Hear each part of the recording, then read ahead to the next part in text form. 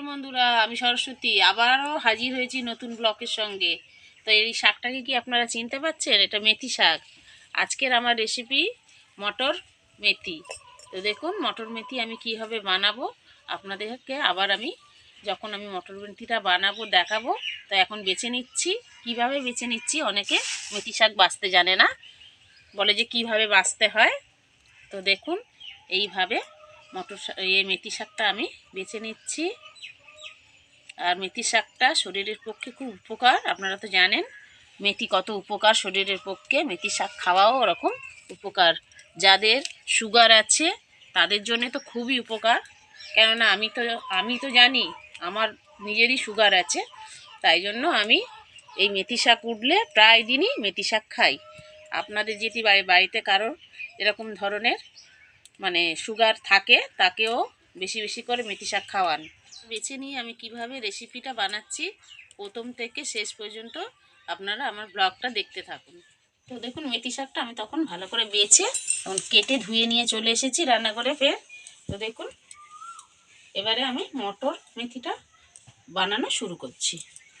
তো এদিকে আমি গ্যাসটা জ্বালিয়ে দিয়েছি, একটা কড়াও বসিয়ে দিয়েছি। এবার আমি তেল দিয়ে দিচ্ছি কড়াতে, সর্ষের তেল। তো দেখুন ওই মেথি শাকটার মধ্যে আমি একটু বেগুনও দেবো, তার জন্য বেগুনটা ছোট ছোট করে কেটে নিয়েছি আর মটরটাও ছাড়িয়ে নিয়েছি। অবশ্যই কিন্তু মেথি শাকে ফোড়ন দেবেন, তাইলেই আরও সুন্দর খেতে লাগে। অনেকেই জানে না। মেথি আর শুকনো লঙ্কাটা আমি ফোড়নে দিয়ে দিচ্ছি।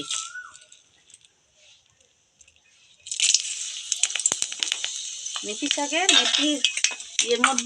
মেথি ফোড়ন দিলে, মেথি শাকের মধ্যে মেথি ফোড়ন দিলে খুব সুন্দর গন্ধ বেরোয়, আর মেথি শাকটা আর খুব ভালো খেতে লাগে। তো দেখুন বেগুনটা আগে আমি ভেজে নিচ্ছি।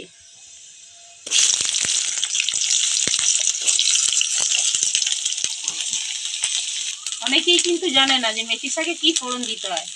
মেথি শাকে কিন্তু মেথিই ফোড়ন দিতে হয়, তবেই খেতে ভালো হয়।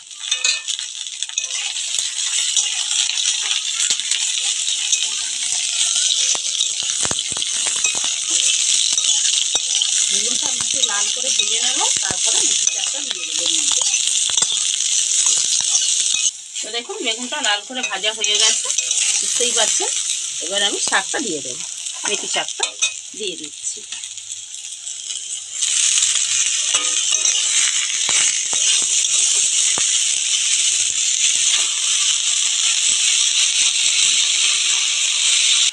নুনটা একটু বুঝেই দেবেন, কেন শাকটা তো কমে যায়। এবার আমি দিয়ে দিচ্ছি হলুদ গুঁড়ো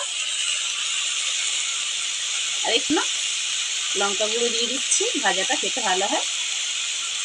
শাকটা কিন্তু ঢাকা দিয়ে ভাজবেন না, তাহলে শাক ভাজার মতো কেটে আর লাগবে না, শাক সেদ্ধর মতো দেখতে লাগবে। আর বেগুনগুলো একটুও খুঁজে পাবেন না। এরকমভাবে খুলে খুলে ভাজতে হবে। দেখেছেন কত জল উঠে গেছে, এমনিতেই ছড়িয়ে দিতে হবে আর খুলে ভাজতে হবে।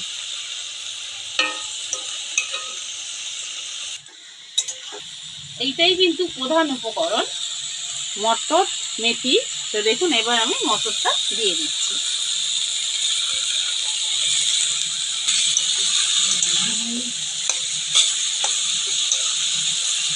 দেখুন কত সুন্দর দেখতে লাগছে। তো দেখুন মটর মেথিটা আমাদের হয়েই গেছে, এবার আমি নাড়িয়ে নেব। কত সুন্দর হয়েছে ঝরঝরে দেখুন। এই দিয়ে একদম গরম গরম ভাত যা লাগে একবার বাড়িতে বানিয়ে ফেলুন।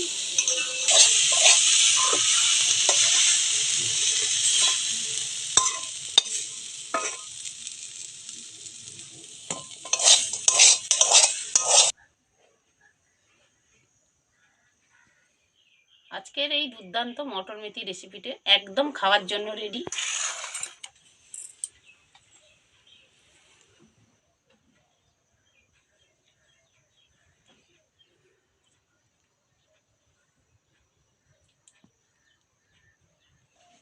মটর মেথি রেসিপিটি যদি আপনাদের ভালো লাগে কমেন্ট করে জানাবেন, আর তার সাথে লাইক শেয়ার করে নেবেন, যাতে নিত্য নতুন এই ধরনের ভিডিওগুলি আপনাদের কাছে পৌঁছে দিতে পারি। আর আপনারা আরও কি আমার কাছে রেসিপি দেখতে চাইছেন সেটাও কমেন্ট বক্সে লিখে জানাবেন। তা আপনারা ভালো থাকুন, সুস্থ থাকুন। নমস্কার। আমার পাশে থাকতে আমার চ্যানেলটিতে অবশ্যই সাবস্ক্রাইব করুন।